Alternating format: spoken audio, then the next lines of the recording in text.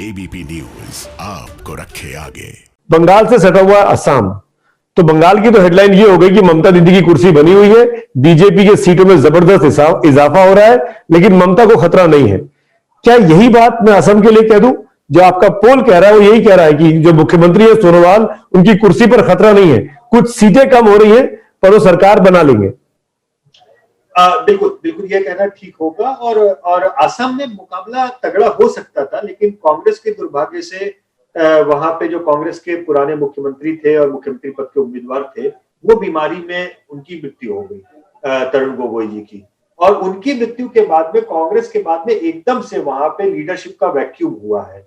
और उनके पुत्र गौरव गोगोई जो कि इधर एमपी भी रहे हैं, एक नया ताजा चेहरा है और वो भर भी रहे हैं उस वैक्यूम को। लेकिन एक होता है ना, चुनाव के ठीक पहले अगर आपका इतना बड़ा नेता एकदम से गायब हो जाए, परिदृश्य से ओझल हो जाए, तो उसका असर होता है। दूसरी चीज, वहां पे केवल सोनोवाल की ही पॉपुलैरिटी नहीं है, नंबर 2 पे वहां पॉपुलैरिटी हिमंता विश्व शर्मा की। तो एक और अभी तक बीजेपी के सौभाग्य से ये 1 और 1 11 की तरह काम कर रहे हैं। मतलब ये उनके अंदर की सिर्फ फुटबॉल ऐसी नहीं है जिसके कारण बीजेपी को नुकसान कर जाए। तो इसलिए वो चीफ मिनिस्टर और उनके डेप्यूटी के तौर पे ही कह लीजिए आप, वो एक मिला करके एक सिंक्रोनाइज्ड है वहां पे। जो मोदी और शाह की जोड़ी जिसे हम केंद्र में मानते हैं, वो काफी हद तक सोनोवाल और विश्व शर्मा की जोड़ी आसाम में। तीसरी चीज कि बोडोलैंड का जो भी चुनाव हुआ, बोडोलैंड के उसमें बीपीएफ जो एनडीए के अंदर था उसको छोड़ करके बीजेपी ने रिस्क लेकर के एक नई बोडो आउटफिट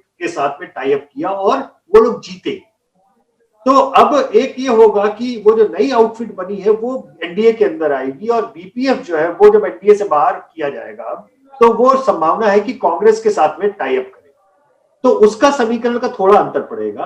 तीसरा समीकरण का जो अंतर पड़ सकता है वो पॉसिबल टाई अप अगर एआईयूडीएफ और कांग्रेस का होता है, बदरुद्दीन अजमल वाली पार्टी एआईयूडीएफ, अगर वो और कांग्रेस अलायंस के साथ में लड़ते हैं, तो ये समझिए कि दक्षिणी असम की जो माइनॉरिटी पॉपुलेशन वाली सीटें हैं उस पर तो वो एक तरफा जीत हासिल करेंगे, इसमें कोई शक नहीं। लेकिन एक जो अभी प्रश्न अनुत्तरित है वो ये कि उस तरह के अलायंस के बाद में बची हुई सीटों पर जो कम्युनल पोलराइजेशन, रिवर्स पोलराइजेशन होगा हिंदू वोटों का, उससे क्या बीजेपी को फायदा होगा? इसलिए ये हिस्सा देखने लायक है। अगर गोगोई साहब जिंदा होते तो उस तरह के अलायंस को वो कैरी ऑन कर ले जाते, क्योंकि वो मुख्यमंत्री पद के बड़े सदे हुए फेस होते और मेजॉरिटी हिंदू पॉपुलेशन के लिए ये होता कि नहीं, वो अलायंस किया है तो किया है, बट चीफ मिनिस्टर तो ये बंदा बनने वाला है। लेकिन उनकी एब्सेंस में ये अलायंस एक काउंटर पोलराइजेशन को जन्म दे सकती है, जो बीजेपी के लिए हिंदू पोलराइजेशन और भी ज्यादा करती है। तो इसका मतलब जैसे बीजेपी की अमूमन रणनीति रहती है, सिटिंग सीएम को ही अपना मुख्यमंत्री के तौर पर पेश करते हैं, उन्हीं पे चुनाव लड़ते हैं, तो सर्बानंद सोनोवाल तो इस तरफ से तय है कि वो फेस होंगे भारतीय जनता पार्टी के। क्या, मेरा सवाल ये कि क्या कांग्रेस पार्टी को, क्योंकि गौरव गोगोई पॉपुलैरिटी में नंबर 3 पर दिखाई दे रहे हैं, उनको फेस बनाकर उतारना चाहिए इन चुनावों में? इससे क्या कांग्रेस को फायदा हो सकता है? देखिए, राजनीतिक रूप से लोग ये कह सकते हैं कि ये शायद भारी पड़ जाएगा और ये डायनेस्टी के आरोप लगेंगे या वो बहुत यंग है, लेकिन मेरा मानना ये है कि उन कांग्रेस के पास में और कोई चेहरा वहां पे इतना ज्यादा और पॉपुलर या विजिबल चेहरा है भी नहीं। और एक पिता की लीगेसी को गौरव केंद्र में पार्लियामेंट के अंदर निभा रहे हैं, और उस इमोशनल क्या कहते हैं सेंटिमेंटल अटैचमेंट का भी उनको लाभ मिल सकता है।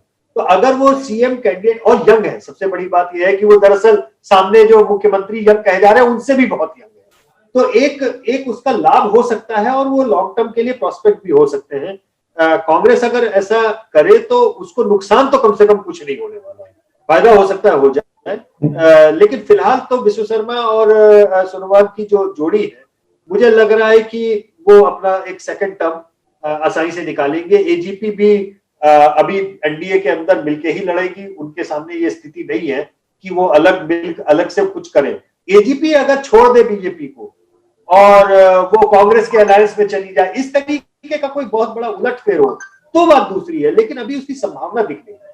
जी, तो कुल मिलाकर सर्बानंद सोनोवाल की वापसी तय है। कांग्रेस पार्टी की गेन जरूर दिखाई दे रही है उसके वोट परसेंटेज में, उसकी सीट्स में, लेकिन वो जो गेन है वो एआईयूडीएफ की वजह से ज्यादा है। क्योंकि आपने उनको अलग से तीसरी पार्टी के तौर पर रखा है।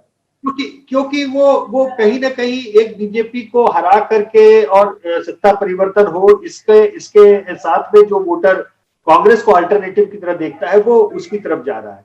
एक बात बहुत महत्वपूर्ण है जो आसाम को उसके बगैर एनालाइज नहीं करना चाहिए। अगर बीजेपी ये इलेक्शन जीतती है तो ये बहुत बड़ी बात इसलिए होगी क्योंकि सीएए वाला मसला, एनआरसी का मसला, उसके ऊपर कानून बनाने के बाद में जिस राज्य में सबसे बड़ा ये मसला था वहां पर भी बीजेपी दोबारा जीते तो सीएए के पक्ष में ये एक बहुत बड़ा मैंडेट माना जाएगा या एक उसके पक्ष में ये माना जाएगा कि लोग उसको उस तरीके से नहीं देख रहे हैं जिस तरीके से बाकी एनालिस्ट समझना चाहते हैं। आइडियली स्पीकिंग असम की राजनीति घुसपैठियों के मुद्दे पे गरमाई थी, एजीपी का जन्म हुआ था, पूरी राजनीति उसके ऊपर आ रही है। आइडियली स्पीकिंग कोई अगर उस चश्मे से केवल असम की राजनीति को देखे तो बीजेपी को तो बुरी तरह हार जाना चाहिए।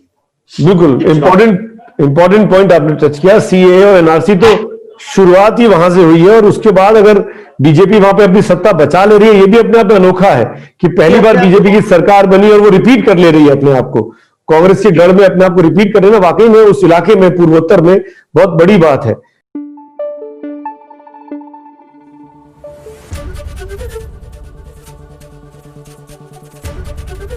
एबीपी न्यूज आपको रखे आगे।